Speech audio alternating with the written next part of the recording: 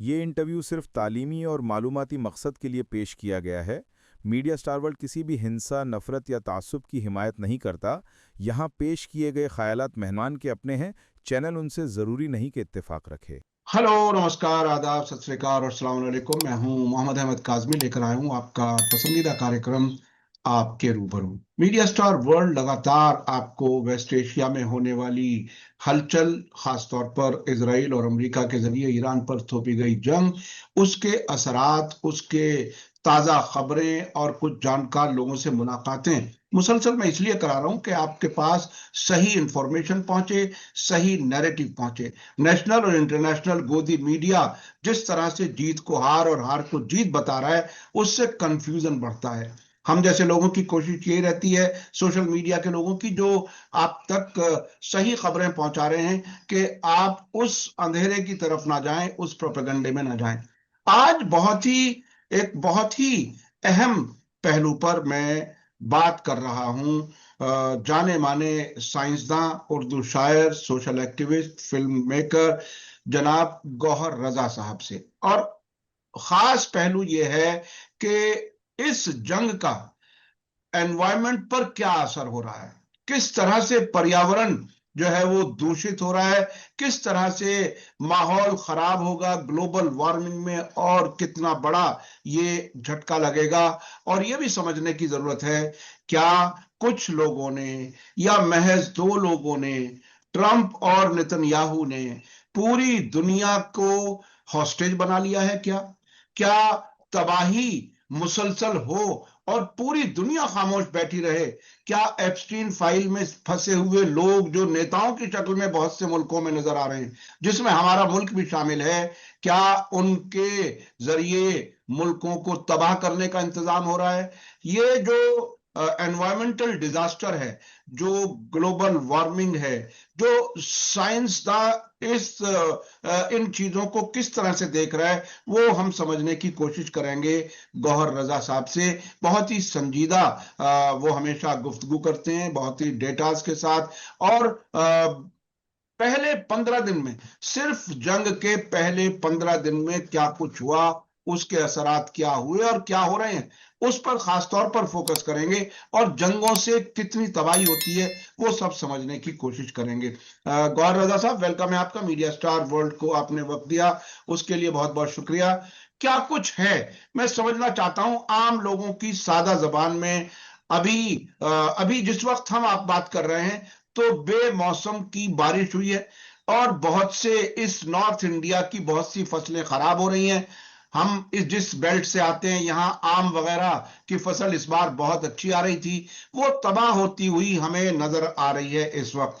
क्या कुछ है इस जंग के असरात? क्या हमारी आपकी सेहत, जेब और खाने पीने पर, सब पर असर पड़ने वाला है? कैसे देख रहे हैं आप? ये सारे बहुत अहम मसले हैं, खास तौर से आवाम के लिए, आगे आने वाली जनरेशन्स के लिए। क्योंकि जिसे हम अंग्रेजी में एंथ्रोपोजेनिक एक्टिविटी कहते हैं, यानी ह्यूमन बीइंग्स जो कुछ करते हैं, इंसान जो कुछ करते हैं, उसका एनवायरनमेंट पे, पर्यावरण पे क्या असर पड़ रहा है, इसको साइंटिस्ट बड़े महीन तरीके से पिछले 50 सालों में देखते रहे हैं। लेकिन हम आते हैं जंग के असरात की तरफ।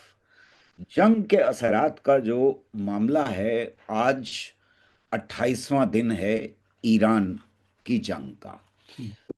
काजमी साहब, एक तरफ आपके दर्शकों का मैं ध्यान दिलाना चाहता हूं कि मैं भी ईरान की जंग कह रहा हूं, हम्म। आप भी ईरान की जंग कह रहे हैं। इससे पहले की जंगें कोरिया की जंग हैं, वियतनाम की जंग है, इराक की जंग है, फिलिस्तीन की जंग है।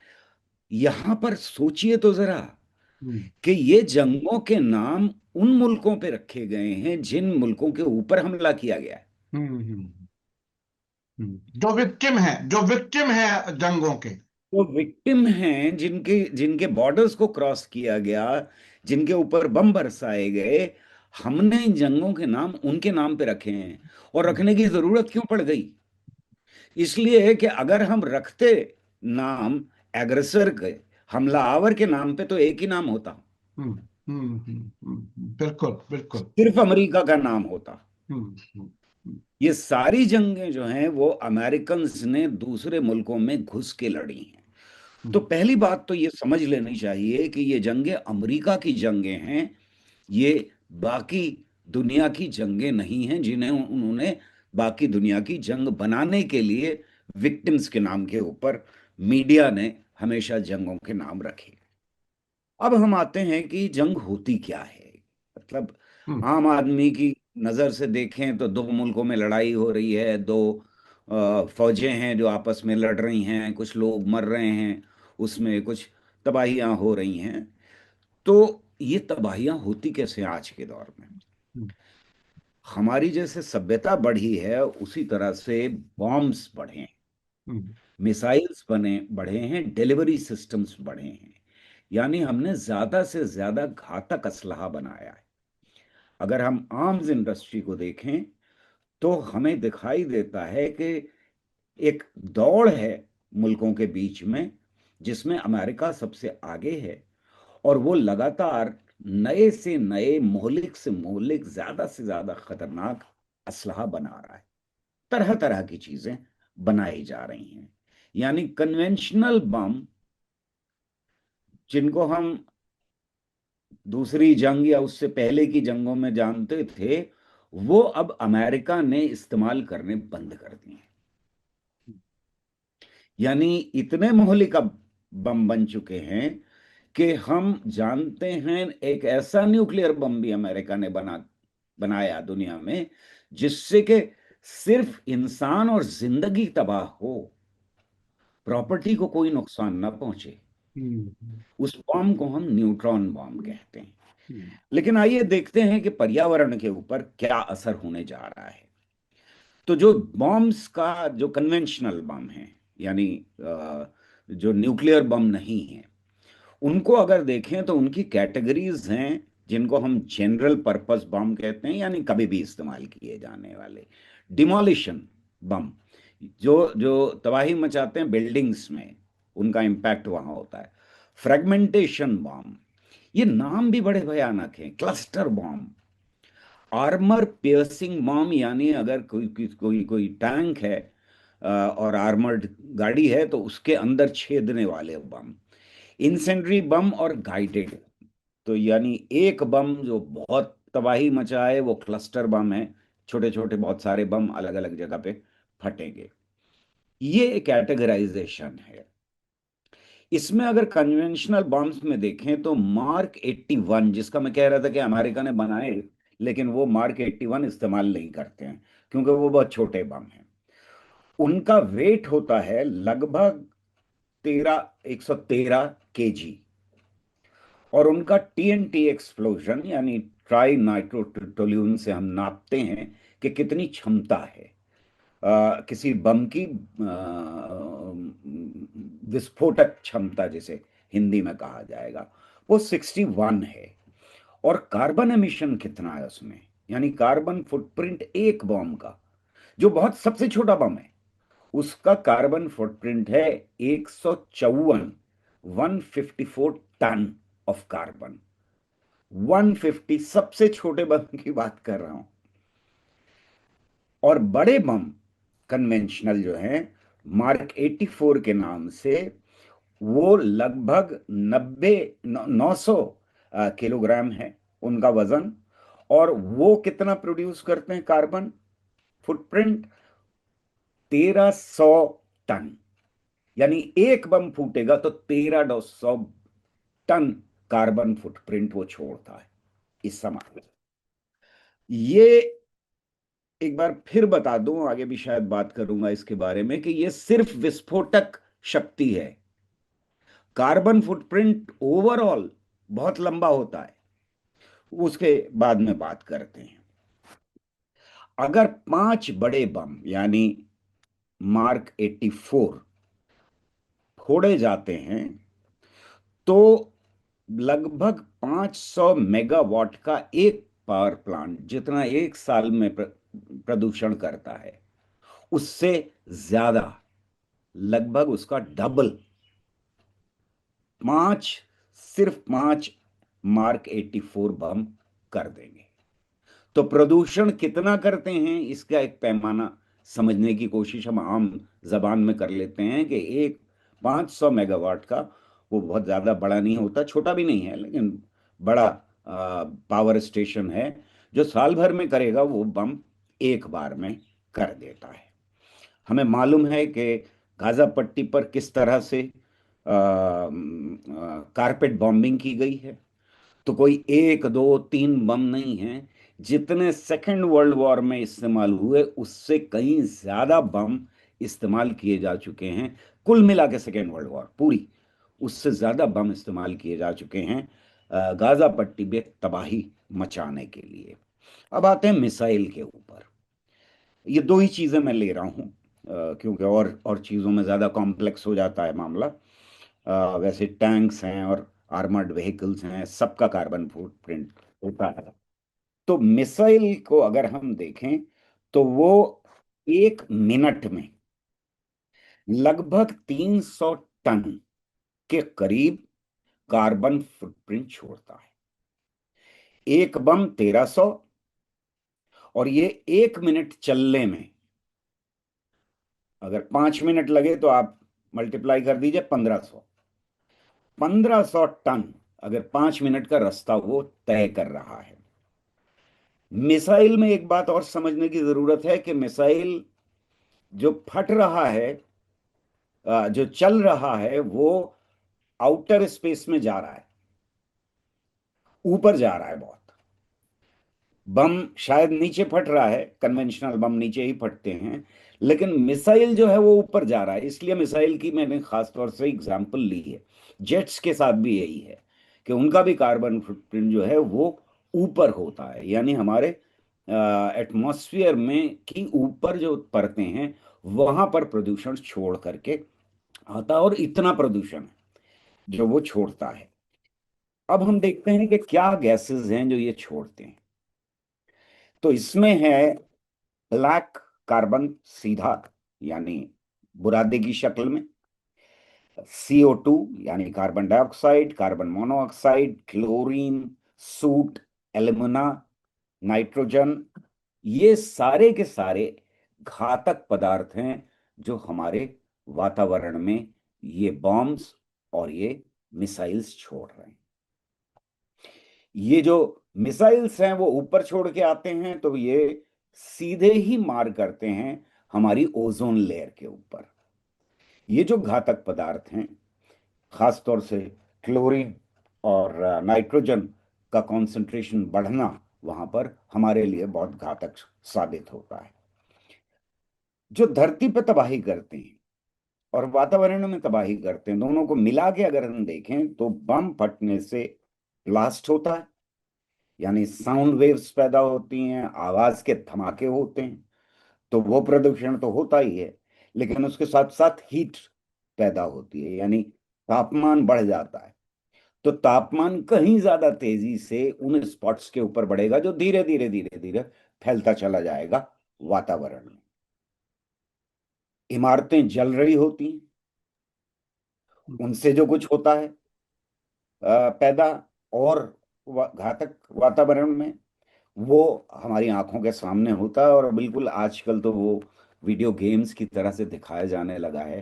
तो वो एक अलग विषय है कि हमारे घरों के अंदर किस तरह से अब जंगें लड़ी जाती हैं। ये सिर्फ सरहद तक या किसी मुल्क तक महदूद नहीं रही हैं, हमारे घरों के अंदर भी लड़ी जाती हैं। इंफ्रास्ट्रक्चर यानी रोड है, स्कूल की बिल्डिंग है, ब्रिज हैं, ये सब कुछ तबाह होते हैं इस असलहे से। ऑयल फील्ड्स के ऊपर अभी हमने देखा कि जेनेवा कन्वेंशन के खिलाफ, उसके बावजूद ऑयल फील्ड्स के ऊपर हमले हुए हैं, वहां बड़ी आग लगी और वहां पर जो जो जो फ्यूल जल रहा है उसमें खास तौर से मीथेन का असर, कार्बन डाइऑक्साइड के मुकाबले में अगर मीथेन जल रही है तो उसका असर लगभग 38 गुना ज्यादा होता है एनवायरनमेंट के ऊपर। यानी जो जो फैसला लिया गया था कि हम ऑयल रिजर्व्स के ऊपर अटैक नहीं करेंगे, उसकी दो बड़ी वजह थी। एक तो ये कि उसका असर एनवायरनमेंट पे कहीं ज्यादा पड़ता है, और दूसरे ये कि अगली नस्लों के लिए कुछ नहीं बचेगा अगर हम एक दूसरे के ऑयल रिजर्व्स के ऊपर हमला कर दें। वो ऑयल रिजर्व्स जो हैं वो लिमिटेड हैं, वो अनलिमिटेड नहीं है। नेचर ने हमको ये खजाना दिया है, और ये खजाना जो है वो ऐसा नहीं है कि हमेशा कायम रहेगा और हमेशा हमारे पास रहेगा। तो ज्यादा से ज्यादा हम बचा करके रखें, उसके बजाय हम यहाँ पर हमला कर रहे हैं। और याद रहे कि वो हमला भी ईरान ने पहले नहीं किया है। पहला हमला ऑयल रिजर्व के ऊपर अमेरिकन और उसके साथ ही साथ इजराइल का हमला है। ये हमें याद रखना चाहिए। अब देखते हैं कार्बन फुटप्रिंट जो है वो लगभग कितना है हमारे इन बॉम्ब्स और मिसाइल्स का। अगर हम इसे देखें तो टीएनटी ट्राई नाइट्रोटोल्यून जो जो होता है उससे नापते हैं कि कितनी क्षमता है। तो एक टीएनटी का जो बम है, एक एक टन टीएनटी का, वो पैदा करता है 1.356 टन ऑफ कार्बन।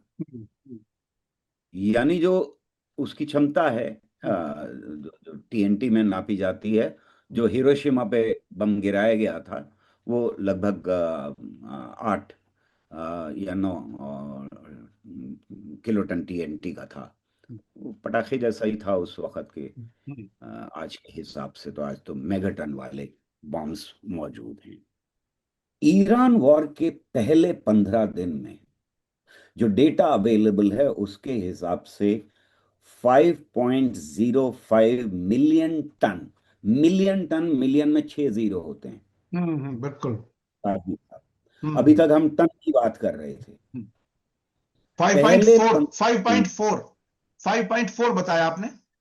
5.05। हाँ, 05। ओके।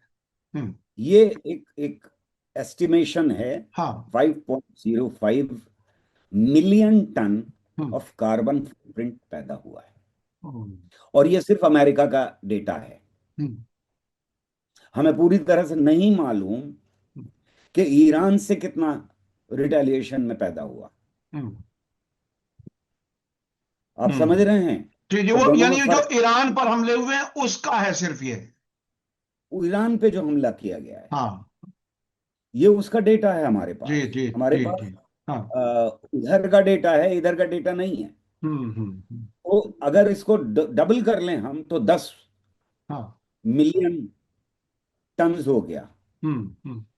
और अगर हम 27 28 दिन हो गए, यानी हम्म, आज बिल्कुल। 28वां दिन है, हम 27 भी माने, हम्म तो 20 मिलियन टन हो चुका अगर वही रेट है तो। हम्म, और मेरा मानना यह है कि वो रेट बढ़ा है। बिल्कुल बिल्कुल। इन दिनों में ज्यादा बम इस्तेमाल किए गए हैं दोनों तरफ से। हम्म तो ये है लगभग 20 million ton hmm of CO2 जो पैदा हुआ है, कार्बन फुटप्रिंट। हम्म इसमें वो सारी गैसेस हैं हम्म जो हमारी ग्लोबल वार्मिंग को बढ़ाएंगी, ओजोन लेयर को खत्म करेंगी। हम्म और टेम्परेचर डायरेक्टली तो बढ़ ही रहा है। हम्म जो पोल्यूशन है उसमें नॉइज पोल्यूशन को अगर हम छोड़ भी दें, हम्म तो सॉइल पोल्यूशन कहीं ज्यादा बढ़ा है। हम्म तीसरी चीज जो आपके दर्शकों को समझनी चाहिए काजमी साहब, वो ये है कि बिल्डिंग बनाने का और मलबा हटाने का भी कार्बन फुटप्रिंट होता है। बेशक बेशक बेशक। तो जो बिल्डिंग्स गिरा दी गई, वो हम्म चाहे फिलिस्तीन में गिराई गई हो, चाहे वो ईरान में गिराई गई हो, चाहे वो खुद इसराइल में गिरी हो, चाहे वो सऊदी अरब में गिरी हो, ये सारी बिल्डिंग्स को रिकंस्ट्रक्ट करने का भी कार्बन फुटप्रिंट होगा, हम्म जो लॉन्ग टर्म इम्पैक्ट है। जो कार्बन फुटप्रिंट लगातार हम बढ़ाते जाएंगे, मतलब उसको टेपर ऑफ होने में बहुत देर लगेगी। हम्म शुरुआत में ज्यादा बिल्डिंग बनाएंगे, उसका कार्बन फुटप्रिंट होगा। धीरे धीरे कम बिल्डिंग बनेगी, वो अगले 10 सालों में जो जो एनवायरमेंटल इम्पैक्ट होगा उसका अभी एस्टिमेशन भी नहीं लगाया जा सकता। हम्म इस बीच में, यानी पहले 15 दिन में ईरान के अंदर, और सिर्फ ईरान की बात हो रही है, हम्म 20,000 से ज्यादा बिल्डिंग्स गिरी हैं। हम्म हम्म 20,000 बिल्डिंग्स, सोचिए कि यहाँ कितनी गर्मी पैदा हुई होगी, हम्म कितनी आग लगी है यहाँ पर, हम्म और इनको दोबारा से बनाने में कितना हम्म लगेगा। हम्म सारी चीजें सिर्फ तबाही, तबाही और तबाही है। जंग हम्म में जीत नहीं होती, ये मैं हम्म, बात लगातार कहता रहा हूं। जी जी जी, टैंक आगे बढ़े के पीछे हटें, कोग धरती की पांच होती है। बिल्कुल फतेह बिल्कुल, का जश्न हो के हार का सोग, जिंदगी मैयतों पर होती है।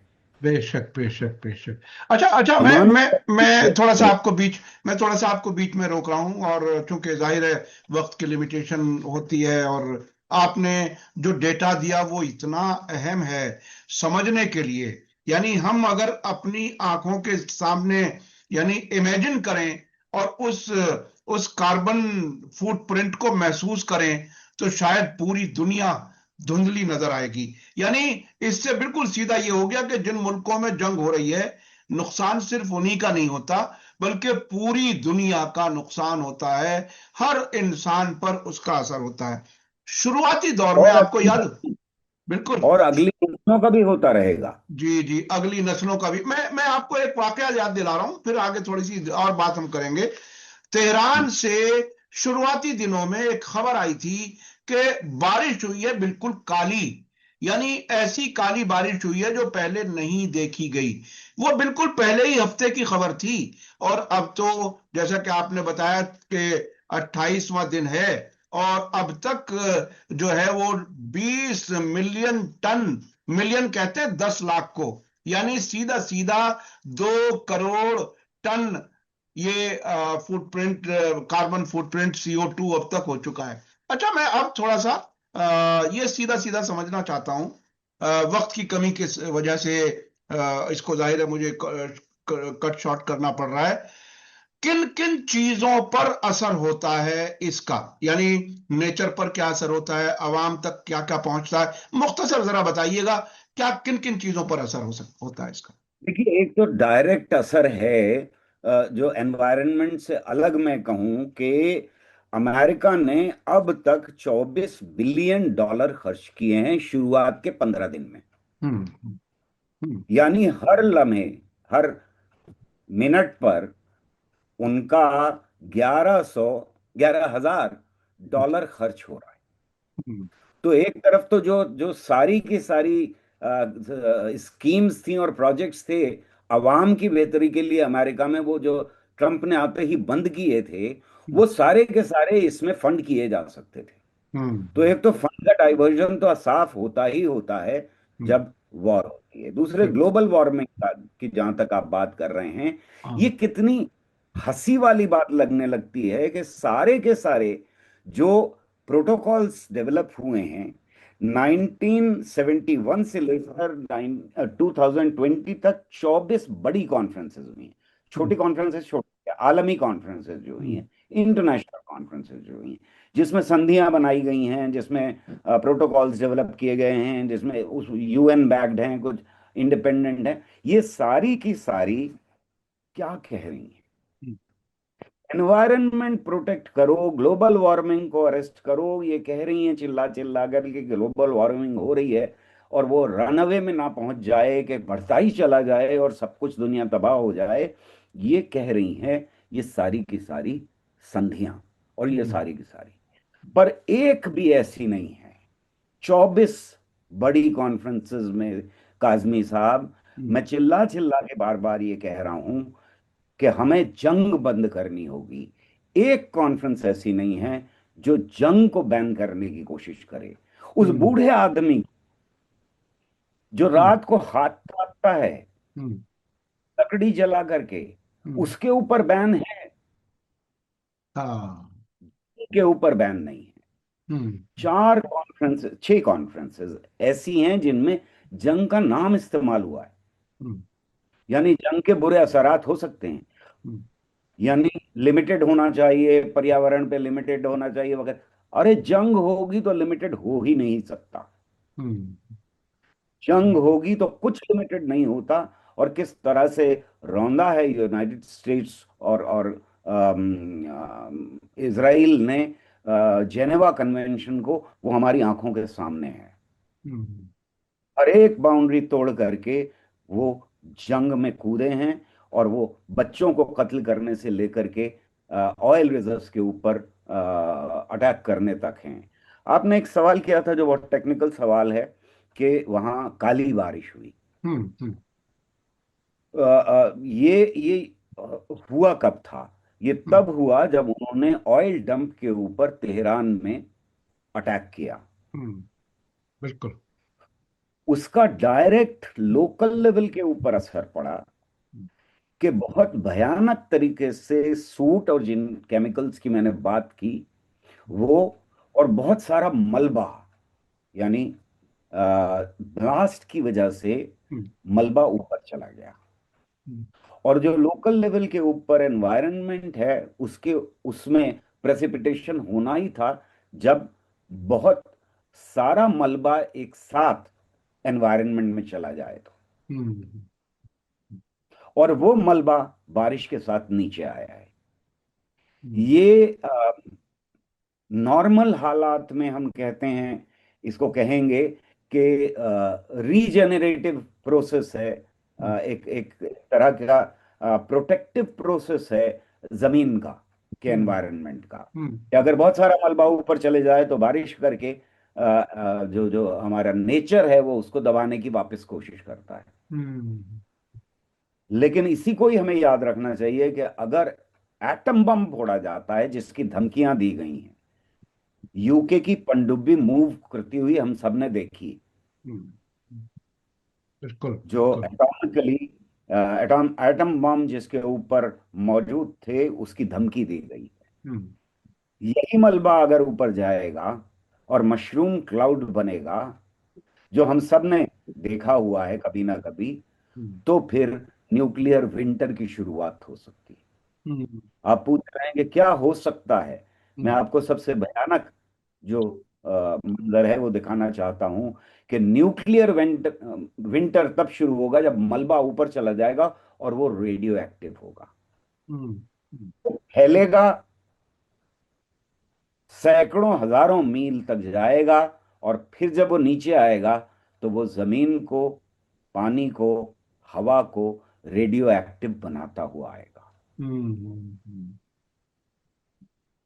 मेरी इस दुनिया के अवाम से यही, आपके द्वारा, आपकी चैनल के द्वारा यही अपील है, कि हमें फैसला लेना होगा कि हमें जंग ही मंजूर नहीं है, चाहे कोई भी करे।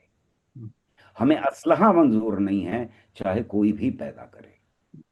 असलहा प्रोटेक्शन नहीं बढ़ाता, सिक्योरिटी नहीं बढ़ाता। असलहा सिक्योरिटी कम करता है काजमी साहब। हम्म, जो समाज ऐसे हैं जिनमें लाइसेंसेस बड़े फ्रीली दिए जाते हैं और असलहा बड़े फ्रीली बांटा जाता है, वो कहीं ज्यादा इनसिक्योर्ड हैं। हम्म, वो चाहे अमेरिका हो, जहां असलहा हर आदमी को रखने की इजाजत है, या वो अफगानिस्तान हो, जहां हर एक के हाथ में बंदूक मौजूद है। ये सब इनसिक्योर्ड सोसाइटीज हैं। हम्म।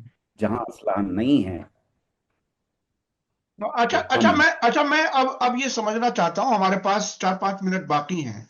आपने जी। प्रॉब्लम को बहुत अच्छे से बताया, लोगों को समझ में आ जाए। हालांकि तबाही और बहुत ज्यादा है, आपने सिर्फ फोकस रखा बमों पर और मिसाइल पर, और भी बहुत तबाही है जिसको कैलकुलेट करना उतना आसान भी नहीं है इस छोटे प्रोग्राम में। अब आप क्या कर सकते हैं? देखिए, बहुत ही अजीब सूरत हाल है। जो हथियार बनाने वाली कंपनियां हैं, उनका कब्जा अमेरिका की हुकूमत पर है। जो हथियार बनाने वाली कंपनियां हैं, वो जायनिस्ट लॉबी है जो अमेरिका की हुकूमत को चलाते हैं। अब कहीं कहीं दरार आती हुई नजर आ रही है।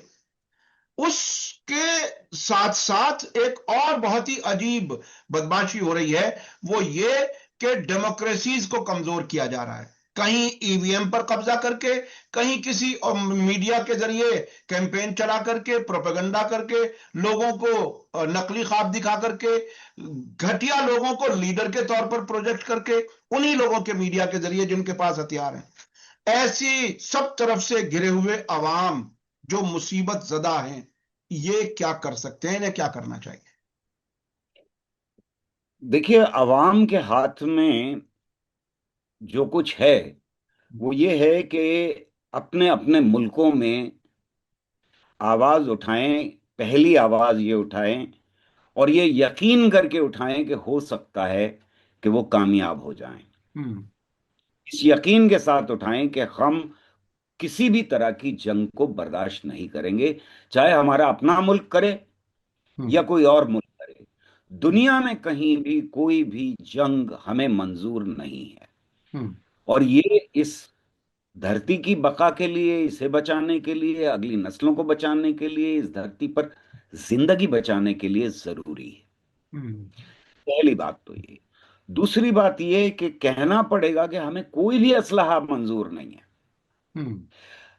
अमेरिका का मार्केट जो शेयर है वो 22-23% से बढ़ करके पिछले कुछ दशकों में 43% हुआ और कभी 50% हो गया। यानी असलहे का जो जो सोर्स है असल में दुनिया हम्म। भर में, हम्म। वो अमेरिका ही है। और आपने बिल्कुल सही कहा कि उनकी लॉबी इतनी मजबूत है क्योंकि उसमें पैसा इतना ज्यादा है हम्म। असलहे में, और कंट्रोल इतना ज्यादा है कि आज असलहा आपने कोई सा दिया, अगले दिन वो पुराना हो गया, फिर आपको नया असलहा चाहिए। हम्म। और ये असलहा जो है, चाहे वो रॉकेट हो, चाहे वो मिसाइल हो, चाहे वो बम हो, चाहे वो टैंक हो, चाहे वो आर्मर्ड कार हो, ये कुछ पैदा नहीं करती हम्म। काजमी साहब। बिल्कुल बिल्कुल बिल्कुल बिल्कुल।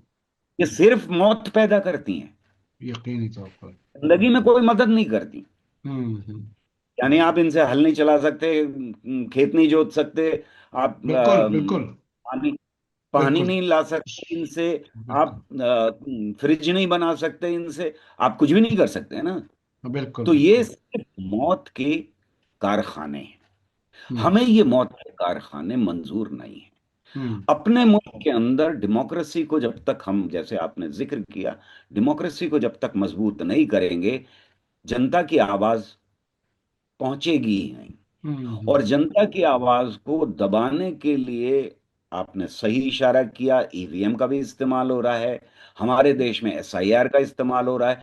कुछ ऐसा ही प्रपोजल अब यूनाइटेड स्टेट्स में है, हम्म। एसआईआर जैसा ही, बिल्कुल बिल्कुल। जो आ गया है। तो पूरी दुनिया में डेमोक्रेसी को सोवियत यूनियन के गिरने के बाद से लगातार कमजोर करने की कोशिश है, हम्म। और धमकियां दे करके दूसरे मुल्कों को दबाने की उनकी आवाज और वहां के अवाम के ऊपर सीधा अटैक करने की बात हो रही है। जी जी। सवाल किसी रजीम का नहीं है। हम्म। अगर ईरान की वॉर को भी हम देखें तो कहा यह जा रहा है कि भाई बड़ी खराब सरकार थी वहां पे, औरतों के ऊपर बड़ा जुल्म था, औरों के ऊपर बड़ा जुल्म था, पर पहला अटैक किसके ऊपर हुआ? हम्म। स्कूल के ऊपर, बच्चियों के ऊपर। बिल्कुल बिल्कुल बिल्कुल। रिजीम चेंज होने से कुछ नहीं होने जा रहा। उन्हें हम्म। नहीं चाहिए रिजीम चेंज, जी जी उन्हें जी। चाहिए वहां का ऑयल रिजर्व, बिल्कुल बिल्कुल रिसोर्सेज। बिल्कुल बिल्कुल। और वो असलहे के बल के ऊपर धमकी दे करके लिए जा रहे हैं। जो जो जी जिसके बारे में लूला ने, जो जी। प्रेसिडेंट हैं लैटिन अमेरिका कंट्रीज में, हम्म। उन्होंने बड़ी सख्ती के साथ कहा है कि कलोनियलिज्म अब हमें बर्दाश्त नहीं। हम्म। जी बिल्कुल। ये असल में अलग अलग टर्मिनोलॉजीज हैं। कॉलोनियलिज्म कहिए, उसके साथ साथ नेचुरल रिसोर्सेज पर कब्जे की बात कहिए, या हथियारों का बनाने का इंतजाम कहिए, अरबों को बेवकूफ बना करके वहीं उन्होंने फौजी अड्डे बनाए उन्हीं के खर्च पर, ताकि उन्हीं मुल्कों को ग्रेटर इजराइल का हिस्सा बनवा दिया जाए। वो एक तमाशा हमने देखा। तो और आखिरी बयान जो नेतन्याहू का है वो ये कि ईसा मसीह की वापसी के लिए ये जंग लड़ी जा रही है। ये एक अजीब, इसको मजहबी रंग देने की कोशिश की जा रही है, लेकिन असल वही है जो शैतान को पूजने वाले लोग एप्स्टीन फाइल के जरिए उन लड़कियों के साथ क्या क्या हुआ, पूरी दुनिया के सियासतदानों को उसमें फंसाया, और खबरें वो भी आई कि नौजाद बच्चों को कत्ल करके उनका खून पिया जाता है अपनी उम्र बढ़ाने के लिए। ये अजीब एक शैतानी चरखा है जिसमें पूरी दुनिया घिरी हुई है। और आपने एनवायरनमेंट के बारे में जो तफसीलात दी वो बहुत ही अहम है आम लोगों को समझने के लिए। बहुत बहुत शुक्रिया जनाब गौहर रजा साहब, आपने बहुत अहम बातें कही। वक्त की लिमिटेशन की वजह से मुझे यहाँ रोकना पड़ रहा है, फिर हम इसी से मुताल्लिक कुछ और बात आपसे करेंगे। मैं अपने दर्शकों से कहूं कि आज का वीडियो आपको कैसा लगा कमेंट्स में जरूर लिखें और ज्यादा से ज्यादा लोगों तक शेयर करें, और वो जो शैतानी चरखा चलाने वाली ताकतें हैं उनको एक्सपोज करने में मदद करें। इसी के साथ मुझे दीजिए इजाजत। धन्यवाद, शुक्रिया। जय भारत, जय हिंद। हमारे चैनल मीडिया स्टार वर्ल्ड को सब्सक्राइब कीजिए और बेल आइकॉन दबाइए ताकि हमारी हर नई वीडियो का नोटिफिकेशन आपको सीधे मिलता रहे। अगर आपको हमारी खबरें पसंद आती हैं तो उन्हें अपने व्हाट्सएप, इंस्टाग्राम, फेसबुक और ट्विटर अकाउंट्स पर शेयर करना ना भूलिए ताकि और लोग भी हकीकत से वाकिफ हो सकें।